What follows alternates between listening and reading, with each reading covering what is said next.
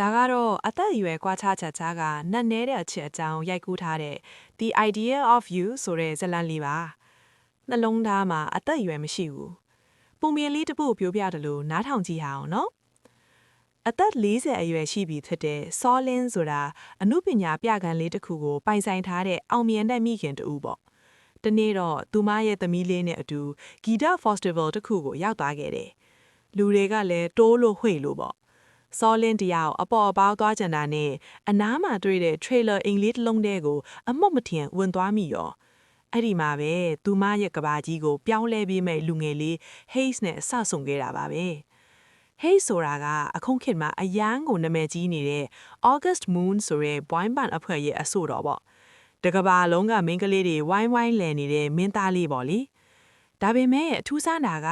စောလင်းကသူ့ကိုဘယ်သူမှန်းတော့မသိခဲ့ဘူးဒီလိုနဲ့အမှတ်မထင်စုံတွေ့မှုလေးကနေ Hayes တယောက်စောလင်းရဲ့ရင့်ကျက်တဲ့အလှတရားမှာအချိမခွာနိုင်အောင်ဆွဲလန်းသွားမှာတော့တယ်မမျော်လင့်တဲ့အချစ်ဇလန်း Hayes ကစောလင်းနောက်ကိုအပြည့်အပြည့်လိုက်ပါတော့တယ်သူမရဲ့အမှုပညာပြကန်းတို့လိုက်လာပြီးဒီဇိုင်းလုံးမှာရှိတဲ့ဘန်းချီကားတွေကိုအကုန်သိမ်းဝယ်လိုက်တာမျိုးပေါ့စောလင်းခင်ဗျာလည်းငယ်ရွယ်နီးတက်ကြွတဲ့ Hayes ရဲ့အချစ်တွေကြားမှာစိတ်လှုပ်ရှားမိပေမဲ့တစ်ဖက်မှာတော့ငါကသူ့အမေအရွယ်ဖြစ်နေပြီပဲဆိုတဲ့အတွေးနဲ့နောက်ဆုတ်နေခဲ့တာပေါ့ဒါပေမဲ့အချစ်ဆိုတာတားဆီးလို့ရတာမျိုးမှမဟုတ်တာသူတို့နှစ်ယောက်ဟာပတ်ဝန်းကျင်ရဲ့အကြည့်တွေကိုဂရုမစိုက်ပဲခရီးတွေအတူတူထွက်ပျော်ရွှင်စရာအချိန်တွေကိုအတူတူဖြတ်တန်းခဲ့ကြတယ်ဒါပေမဲ့သတင်းထောက်တွေပါပါရာဇီတွေတိသွားတဲ့အခါမှာတော့ပြဿနာတွေစတတ်ပါတော့တယ်စိန်ခေါ်မှုတွေနဲ့မျက်ရည်အသက်20လောက်กว่าခြားတဲ့သူတို့နှစ်ယောက်ရဲ့အချစ်ကိုလူမှုကွန်ရက်ပေါ်မှာဝိုင်းပြီးတိုက်ခိုက်ကြတယ်အဆိုးဆုံးကတော့စောလင်းရဲ့သမီးလေးအထီပါထိခိုက်လာတာပါပဲမိခင်တယောက်အနေနဲ့သမီးလေးစိတ်ဆင်းရဲနေတာကိုကြည့်ပြီးစောလင်းရင်ခွဲမတတ်ခံစားရတယ်နောက်ဆုံးတော့သူမဟာ Hayes ကိုချီရက်ရက်ပဲလမ်းခွဲဖို့ဆုံးဖြတ်လိုက်ပါတော့တယ်လမ်းခွဲကအနီးမှာ Hayes ကစောလင်းကိုဂတိတစ်ခုတောင်းခဲ့တယ်ကျွန်တော်ကို9နှစ်လောက်စောင့်ပေးပါ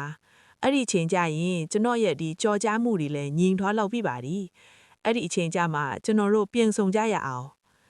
သူကစောလင်းစီမှာအမှတ်တမြတ်အလေးလက်ပတ်နိုင်လီကိုထားခဲ့ပါတယ်9နှစ်အကြာအချိန်တွေဟာတရွေ့ရွေ့ကုံဆုံးသွားခဲ့တယ်စောလင်းရဲ့ဘဝဟာပုံမှန်အတိုင်းပြန်ဖြစ်သွားပြီမဲ့သူမရဲ့နှလုံးသားထဲမှာတော့ Hayes ကိုအမြဲတမ်းသတိရနေတာပါပဲ9နှစ်အတွင်းသူတို့တယောက်နဲ့တယောက်အဆက်အသွယ်လုံးဝမလုပ်ခဲ့ကြဘူးHayes လည်းသူ့ဘဝနဲ့သူအစ်စ်တွေရှာသွားလောက်ပြီပဲလို့စောလင်းထင်နေရတာပေါ့ဒါပေမဲ့ဒီနေ့တော့စောလင်းရဲ့အမှုပညာပြကန်းလေးတွေကိုလူတစ်ယောက်ဝင်လာတယ်